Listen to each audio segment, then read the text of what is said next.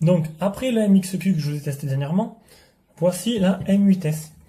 Donc, c'est une box Android, pareil, mais beaucoup plus puissante. Donc, elle a un processeur S812, c'est le processeur haut de gamme de la série S800. Elle a 2 Go de RAM, 8 Go de ROM, c'est bon, toujours un quad-core, sauf que celle-là, elle gère le 4K et elle a le Bluetooth. Voilà. Donc, je vais vous montrer déjà la télécommande. Comparé à l'autre télécommande, bah écoutez, il n'y a pas photo. Pour l'avoir dans les mains, niveau qualité, c'est déjà les moins légères et ça fait moins plastique, quoi. Donc honnêtement, la télécommande, j'avais un peu peur de la première, mais celle-là, c'est pas mal du tout. Elle est bien finie, elle est petite, elle est pratique.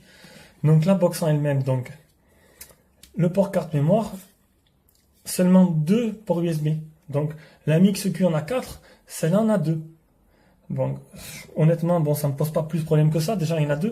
Mais bon, c'est pratique d'en avoir 4. Donc, le port HDMI, le port Ethernet, sortie optique. Celle-là, la sortie optique, alors que l'autre avait juste une sortie SPDIF. Donc, le port optique, pareil, le port AV, le branchement, et puis c'est tout. On perd 2 ports USB, on gagne l'optique. Mais on gagne en fluidité et en puissance.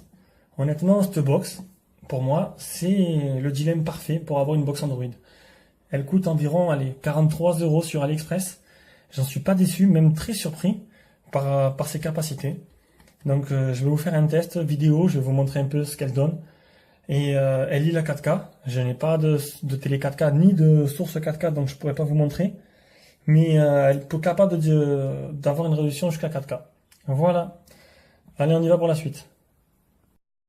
Bonjour, de retour pour la présentation des menus. Donc c'est la M8S qui est actuellement branchée à l'écran. Donc je vais vous montrer vite fait. On va faire un tour par le Antutu. Donc ce processeur S812, 22420, c'est correct. Bon, c'est une box Android, donc on ne demande pas non plus grand chose. Ça suffit pour faire tourner le principal. Donc qu'est-ce que j'ai installé? Bon, Chrome.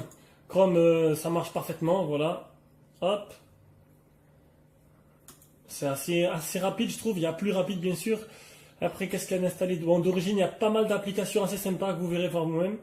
Il y a un lecteur 4K intégré. J'ai pas pu le tester. Je reçois ma nouvelle télé 4K dans pas longtemps. Je vais vous faire un test. Qu'est-ce qu'il y a d'autre? MyCanal qui marche très très bien. C'est pour vous montrer, pour ceux-là qui sont sceptiques, qui cherchent justement une box pour MyCanal marche très bien. Donc, chargement. C'est un peu long, donc voilà. J'y ai pas rentré encore mes codes, j'aurai pas le temps de vous montrer. Donc Mixplayer, Netflix marche bien aussi. Le Play Store, hein, j'ai pas eu de problème d'installation, de comptabilité, tout marche bien. C'est le dernier Play Store, vous avez vu, c'est assez fluide. Après le Play Store, qu'est-ce qu'il y a? Je vais vous montrer un jeu, Rayman.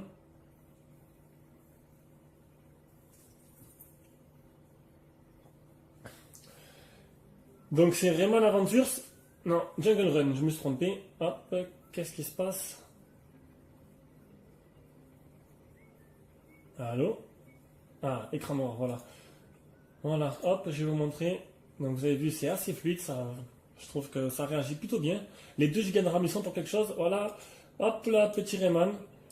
Aucun ralentissement, tout va bien. C'est un jeu qui est assez rapide, donc du coup, c'est bien pour tester. Donc vous voyez, aucun problème. On va revenir au menu principal. Donc l'avantage de la M8S, c'est qu'en fait elle a 2 Go de RAM et qu'en fait j'ai trouvé aucune application pour fermer les applications. Et donc elle tourne toute en tâche de fond. Du coup, dès que vous rallumez la box, elle repart directement là où vous étiez arrêté. Donc vous avez vu, hein, en bas, j'ai Koji, pris sur le Play Store, il marche nickel, MyCanal, Orange Ligue 1, Netflix, WSS, ceux qui connaissent seront contents. Voilà, YouTube. Tac. On va d'ailleurs aller voir sur ma chaîne YouTube.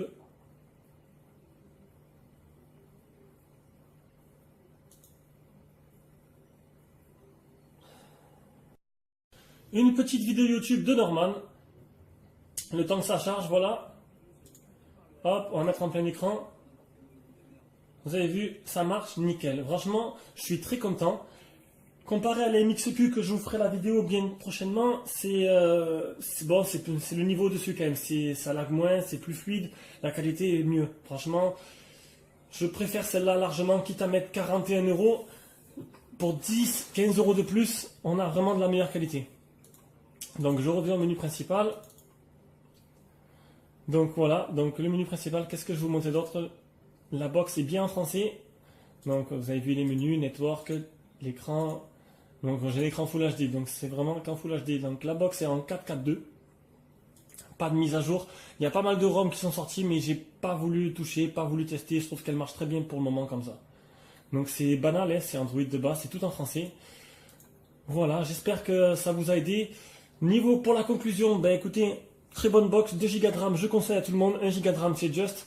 Pour les jeux, le Bluetooth intégré, c'est vraiment un plus. J'ai une petite manette Bluetooth comme ceci. Hop, je sais pas si vous voyez. C'est vraiment tout petit et ça marche. Ça marchait avec Rayman. J'ai pas testé des jeux plus gourmands. Donc voilà. J'ai sinon niveau contre aucune application de nettoyage pour fermer les applications. Et c'est tout ce que j'ai trouvé. Je pense que voilà.